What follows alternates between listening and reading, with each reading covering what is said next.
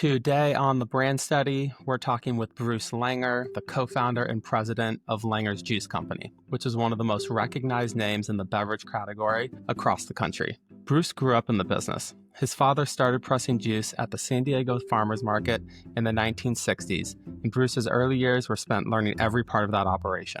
That experience provided a deep understanding of what it takes to make a great product and how to get it into millions of homes across the United States. From functional blends to organic sparkling water, the brand has evolved while staying rooted in what works. In this episode, we're going to get into how Langer's has scaled without losing its values, the brand's approach to innovation, and what it really takes to build a nationwide CPG business. Bruce, thanks for being here, and welcome to the Brand Study.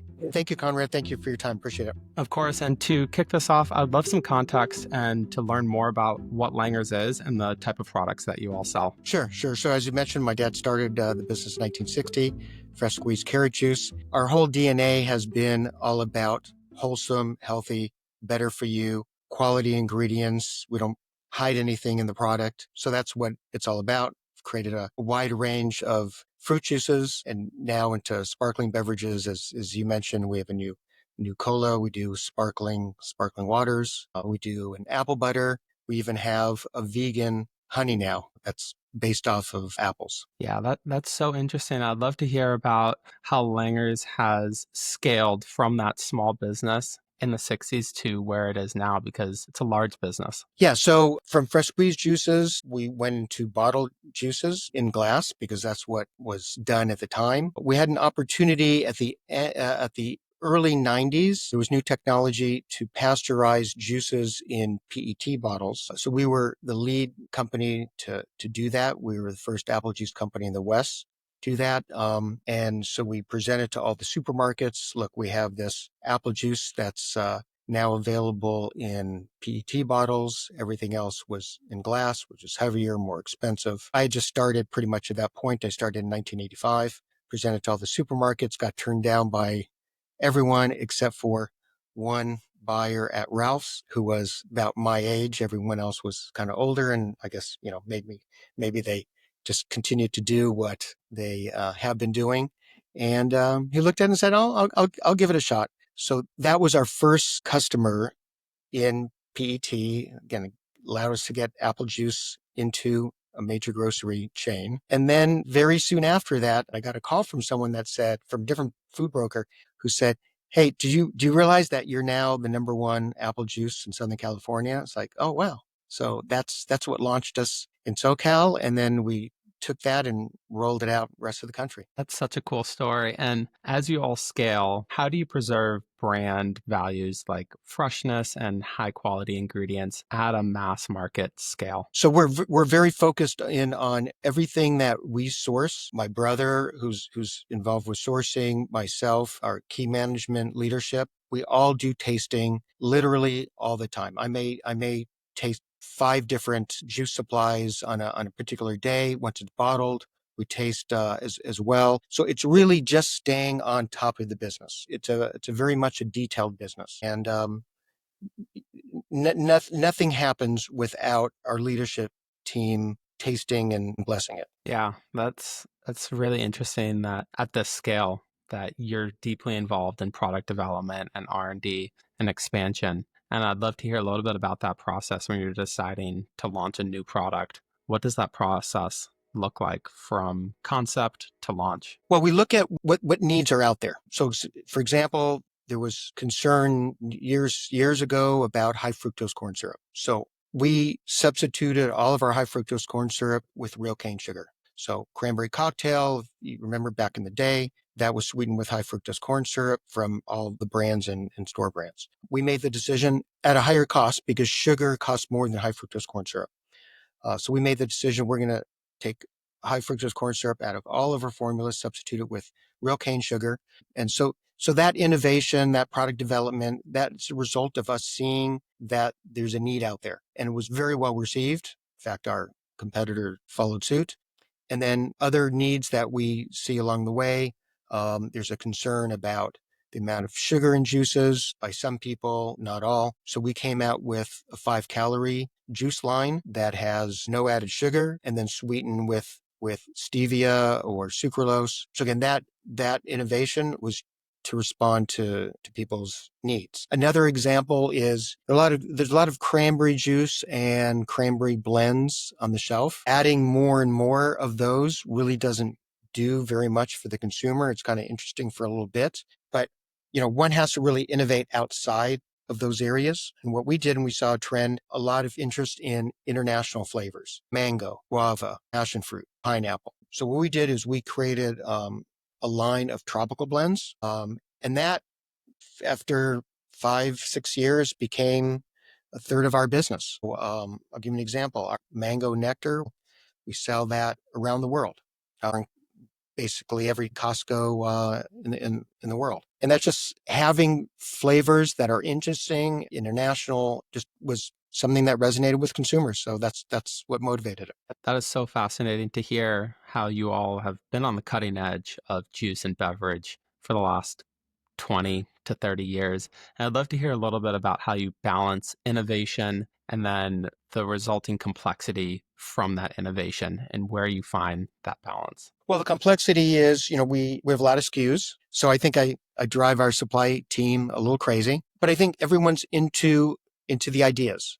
I mentioned Costco before, but they want to know for a rotation, what's new and exciting. And then they'll be in it, and then they'll be out of it and into something else. So we just had a rotation there with Immune Boost, which is a juice blend that we developed during COVID that has 1,000 milligrams of vitamin C per serving, has zinc, calcium, magnesium, ginger. So Costco just did a rotation of that. They're currently doing a rotation of a line of agua frescas that we just developed. So I think our team, they get excited about the newness as well. So it's not like, look, it's easy. It's easier just to keep doing the same thing and buying the same stuff. But we source around the world. We have really good relationships. I mean, I think that's one of our strengths. Growers from around the world. We do domestic to the extent that we can, and then obviously a lot of these fruits don't grow here. But I think we have some really cool relationships and friendships around the world, and our team is into it, so it works out. You all are really keeping it interesting and keeping it new and exciting. I think at the end of the day, people love being a part of exciting projects, even if it is harder, even if it does take more time, if they feel like they're being challenged and that their efforts are really contributing to something new, that it really creates this whole team culture of all buying in and willing to all push forward together. So that's really fascinating to hear. So you're sourcing from farms and suppliers and fruit distributors, and then are you manufacturing everything in-house? Yeah, so we have 3 factories. So in Southern California, we have a bottling plant in the City of Industry. So we do all of it's a hot fill plant. We do all of our hot fill bottling for the West, and then we have another bottling plant in Northern California in Santa Rosa, where we do carbonated beverages in cans and bottles. This is our craft cola. We have a craft cola with real cane sugar, and then a craft cola zero with stevia. So that plant runs, again, carbonated beverages in cans and glass. And then we have a farm in Bakersfield. We have 600 acres, and we grow apples and organic pomegranates. I think that we're one of the largest growers of organic pomegranates in the United States. And then we also have pressing facility at the farm. We take our fruit, press it, make juice out of it, evaporate if we're going to make concentrate. And what's cool is in the process of concentrating, water is evaporated. We capture that water, and then we clean it up and use that water to irrigate our crops. So you have a full circle of sustainability, which is really important. With water in California, you want to make use of everything that you can. So we're actually producing water when we make concentrate. That is very, very interesting to hear. I love how you all have created the supply chain that feels local, feels really domestic, feels honestly artisan, but you're able to distribute and produce on a mass market scale. And that's actually where I'd love to start talking is a little bit about distribution. You mentioned Costco. What are some other retailers that you all are sold in? Walmart, Kroger, Albertsons, Safeway, Winco, Wakefern, Demoulas, UNFI, CNS. It's pretty much just about every retailer in the United States. And then we have a great distributor in South Korea that we're we're in airports, we're in Coffee Bean, we're in Vietnam. Yeah. The consumers like our juices. Yeah, that's an understatement. You all are really everywhere, nationwide, internationally, globally. I love that. So cool to hear. And then from a distribution perspective, what strategies are you seeing that are working to actually sell through product once they're on shelves? Well, I think we try to price things right. Um, there are all sorts of games that one can play by having very high prices and then, having an occasional digital coupon to drive some trial and sales. But for the most part, we like to price things right. One strategy is we'll do multiples because juice is often purchased that way. About half of our juices, I think, are purchased in pairs. So, price point might be 2 for $4, 2 for $5, 2 for $6, depending on what it is. But it's really it's value. I mean, take an example, Winco, which is a major retailer in the western half of the country. No games. Just be fair to your customer and price things right, and that's kind of been our philosophy too. Yeah, I think that's really spot on, especially with the brand equity that Langers has been able to create throughout the years and really being consistent and providing that consistent product. The word spreads, consumers talk to each other, they repeat buy. And I think over time, you have this really grassroots momentum where people know what Langers is, they can expect to get a very high quality product and they repeat buy and the word spreads. And then are you all doing any in-store demoing or samples or promos to spread the word at retail? Yeah, we do demos. We like doing demos because we're proud of our taste, and then we'll do some digital coupons to get the word out. So we have a couple of juices that I was just looking at this. We have a black cherry and a tart cherry. And an all cranberry. These are 100% juices, 32-ounce bottles, and each one has like over 1,000 reviews. So that definitely gets the word out. Yeah. So you all are distributing beyond brick and mortar retail. So you're selling on digital channels as well. Amazon. Are you selling on your website and direct to consumer? Yeah, we are. Shop Langers. So shoplangers.com. Check it out. And then we're on Amazon, which we mentioned, and then we're just starting up with Walmart Marketplace and the TikTok shop, which started there as well. Nice. I love it. So it sounds like you all are really everywhere when it comes to brick and mortar and digital. And then are you seeing a different strategy with selling through retail versus selling through digital channels because you don't have that physical interaction with the bottle in a digital landscape? Yeah, I think what becomes important in digital are the keywords. So I'll give you an example. So we have a sparkling flavored water that's organic, as you mentioned. So in brick and mortar, our number one flavor is blood orange. And the number one flavor in Amazon is ginger. And I'm just trying to speculate why is that? And I think it's just because ginger is a keyword that people might search for, while blood orange, may not be. But when they see it on a shelf, it's like, oh, this looks kind of juicy and flavorful. So they pick that. So I think that's the strategy. Is it's really all on digital. It's all about the keyword. Yeah, that's interesting. I think that's a fair assumption to make is how people are searching and actually reverse engineering the consumer behavior. And then your product fits into that workflow or that logic that the consumer follows. And how important do you feel brand marketing is in a digital landscape and actually having those Langers values and that Langer logo present throughout those digital marketplaces? Yeah, that's important. And one thing that is frustrating is to get your bottle or name on kind of on the top of the search. Unfortunately, one has to pay for that. It's kind of across the board. I wish that was not a profit center and that it would be more organic. But yes, it is good to get to be on search, to be top of the search, page one, first four rows. But yeah, but I do think that once people see the name and it's like, oh, okay, yeah, this is what I buy at the store. Wasn't on my list. I'm going to add it to my list. So that's all good. Another important strategy for digital is subscribe and save. Get people to, again, get it on their list. If it's on their phone, then that's a good thing. But then they have to like it, right? Or else they'll discontinue. But I think for us, once we're in someone's household, I think we've day. And especially as consumers are going more to digital channels, even for something like grocery shopping, you're seeing shop online, pick up in store. Almost every major retailer is offering some type of service like that. And I'd love to hear from a business growth perspective, how important are acquisitions and what role do they play in the overall portfolio at Langer's? So for us, up until recently, everything has been organic growth. We did acquire a brand called Gen Z Water, which is in aluminum bottles. We're intrigued by that because single use plastic for water is something that we think there's just too many water bottles out there. It's different from juice that needs to be pasteurized, and so it's a different situation. Water can be refilled anywhere. So what we're intrigued about the aluminum bottle was that it's resealable, so it's refillable. So you can get another 5, 10 uses out of the bottle, just refilling it at refilling stations. And so we thought that was very important for the environment. What's better than recycling is reusing, right? Because there's no energy involved there.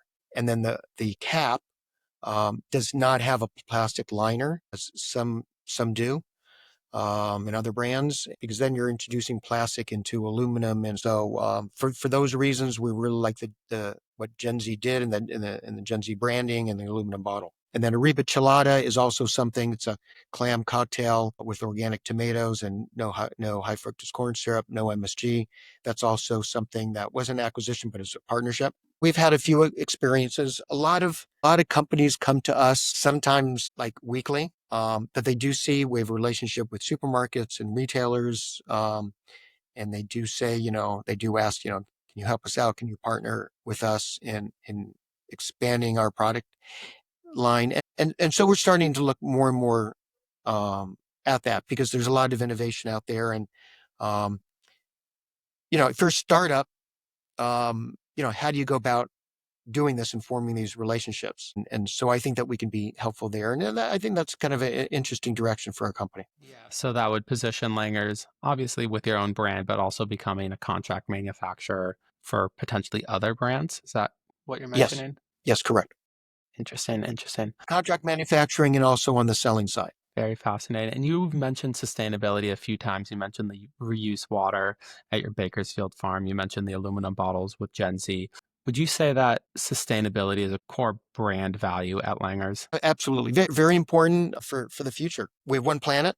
Some people think that, there are other planets that we can go to, and maybe we can, I don't know, but I'm not going to make that bet. We have one planet. We have to take care of it. So the amount of waste, carbon footprint, all that's important. We just made a multi-million-dollar investment in this plant in Southern California on new technology to fill bottles that can be lightweighted. That is crucial. While the same number of bottles may be out there, but the amount of plastic is less. So the amount of petroleum that is used is less. So that's a major investment for us. Another one, I'll give you an example. At our farm, I mentioned to you about reusing water. But another thing that we do, because the valley, there's a lot of dust. So the roads within the farm need to be under dust control. So there could be roads built. What we do is we press a lot of peaches because peaches grow in California in large quantities. So we press a lot of peaches. So take the pits and we use them to build these roads. So we're not bringing in cement or concrete or anything like that requires big carbon footprint. We're building these roads based on peach pits, and it's quite cool, and it keeps the dust down. So that's just, that's another example. That is so cool how you're looking at your entire process and seeing how you can naturally and organically take something that would be waste and just actually reuse it in another part of the operation. And you're reusing something that'd be waste and then also ultimately not using concrete and making that a sustainable choice. Very Yeah. fascinating. Yeah. We need everyone to do that around the world, do stuff like that. I've read a lot of research about how consumers, especially younger consumers and the Gen Z generation, are looking to brands that are sustainable. So, is there also a business component to being sustainable and being environmentally responsible? Well, we're aware of that, but that's not what motivates us. It's just the right thing to do, and we're happy that consumers will gravitate to companies that do that, so that other companies will similarly go down that road. That's not what and I don't know how aware consumers are and how we try to let consumers know. We do put the story about the recycling of water to irrigate the fields on the back of our apple juice labels, but it's something that just everyone has to focus on. I couldn't agree more with that. I went to school for environmental policy, so this is all music to my ears right now. It's so cool to see a brand at your scale actually really take it seriously. Yeah, and I went to Berkeley. I went to Berkeley, and there was a lot of environmental interest, even though it was a number of years ago, but back then as well. It's amazing.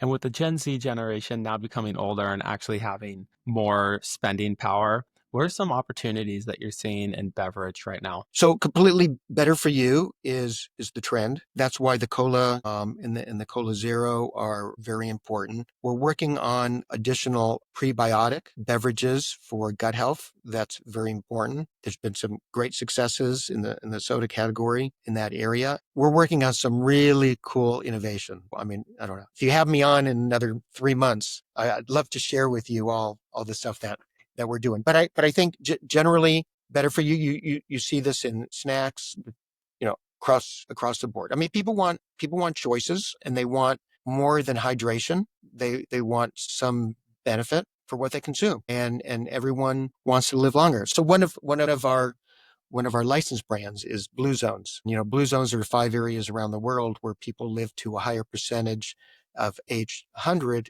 and in a healthy way than anywhere else. So, that's the desire, is to live longer, healthier. And, we're fortunate to be in the business of fruits that have micronutrients and vitamins and minerals. And that's what people are looking for. And we're very, very happy to be in that area and make people's lives better. Absolutely. I was just at Expo West this last March, and Better for You is in every category across the CPG industry. So I feel like that is spot on. I also feel like there's a lot of fleeting trends that come, they feel like they're really hot, and then they go almost as quickly as they become popular. How do you balance trends that are worth betting on versus trends that might just be a blip? It's good to have a crystal ball in business, but we none of us have that. You just don't want to be wrong. And if you're wrong, you don't want to be wrong at a high percentage or to invest too much money. And I've been wrong. I mean, I'll give you an example. And I really thought this was just going to fly, but we made a jalapeno lime juice cocktail and a mango jalapeno lime juice cocktail. We gave it to our batchers and our warehouse guys. Everyone loved it. And it didn't sell. Spicy is a trend, but not fleeting. I mean, you see that in food and fast food all over. Something can be a trend in one area and not in another. You just have to take a risk, right? Or else you don't innovate. Yeah, so for a brand that's really been dominating for decades, like Langer's has been, what does long-term success look like, and what's your vision for the future? Well, we'd like to be in many parts of the grocery store. We'd like to be more in perimeter. That's a major goal for us. That's expensive. We have some really big competitors out there. Like to be in some food items. I mentioned we have an apple butter, which is really just delicious. We have an apple honey that's vegan. So it's basically being in some other areas.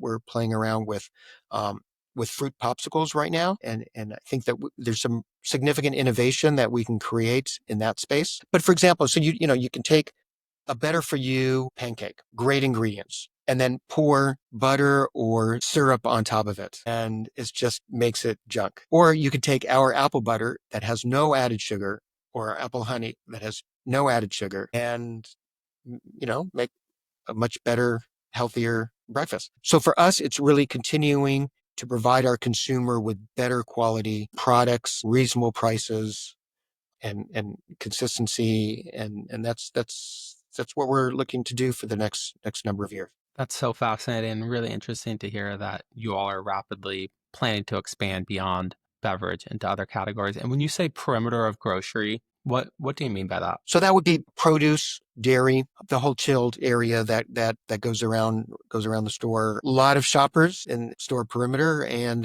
we really want to reach them. Example, our mango juice that just sells everywhere, but it's in the center store. One of our goals is to expand that to dairy and produce. Giving another example. So this is not out yet. We're still finalizing it.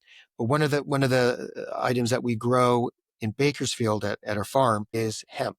So hemp has a lot of healthy components, fiber, omegas, really good product. So we're working on a hemp-based smoothie. There's a green and there's a red and there's yellow with different fruits like, spinach, kale, pomegranate, that we add to our hemp. And it's whole plant hemp. So what we don't do is we don't extract from the hemp plant a particular molecule, CBD molecule. We take the whole plant because we're growing the whole plant, and then we press, and then we're pressing the whole plant. So all the micronutrients that are in the plants, things that people don't even know about, are all there, and making a smoothie. And so that's an example of where it would go perimeter. There's amazing things with vegetables. Vegetables, they sit in the sun their entire life and they don't get cancer, right? So that's something. So there are things in vegetables and fruits that really are beneficial to people. And taking the whole fruit or the whole vegetable, or in this case, the whole hemp plant, instead of just picking, a molecule, a CBD, a CBDA, and putting it all in together, we're really excited about that. That's going to be one of our healthiest drinks. That's so cool to hear, and so cool to hear that analogy too. I've actually never thought about vegetables never getting skin cancer, but that is so true. Very interesting. And it seems like you all are actually really pushing the envelope when it comes to innovation. Hearing a hemp smoothie, that is something that I've never heard of, but it makes complete sense. How do you educate consumers about these new innovations that are emerging? So that's a little harder, because we're not a huge company, and we don't have, a TV budget. I wish that we had, and then we put that on TV and tell the world. And I see some of these commercials where, they air 5 times in a couple of hours, and, but we don't have that resource. So a lot is word of mouth. A lot is in-store advertising. It used to be FSIs. That was a thing. So digital. So we do have a active Facebook page, Instagram. TikTok is now new. We've reached out to a bunch of influencers that have done some really cool things recently. As an example, pineapple, which is the only fruit that has naturally occurring bromelain, which is really healthy, good for inflammation. But where one influencer, she was going to have her wisdom teeth pulled 30 days later. So she drank pineapple juice every day for 30 days. When she had her wisdom tooth pulled, she didn't really have the swelling and inflammation. So one of our areas is really to engage in influencers and tell really meaningful stories. That sounds so powerful, and definitely sounds like a strategy that would work long term. And to wrap it up, my last question, if you could give your past self one piece of advice from when you were first getting involved with Langers, what would that advice be? It's really being good at listening. And what you said about trends, and you were at Expo West, and it's really, you have to listen to people. Sometimes that's, the wrong direction. But what I found is, and I found this out later, like really early would have been better. But if you hear something from 2 people that are unrelated, take it seriously. That would be my advice to my earlier self.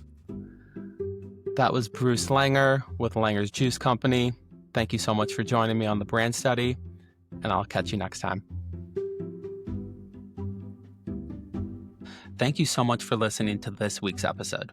Make sure to click the follow button on your podcast app so you never miss a new episode. If you're looking for more practical takeaways to grow your brand, subscribe to the Brand Study newsletter. It's packed with exclusive content, deep brand analysis, and real-world insights you can actually use. Sign up today at thebrandstudy.co. I'm Conrad, and I'll see you next time.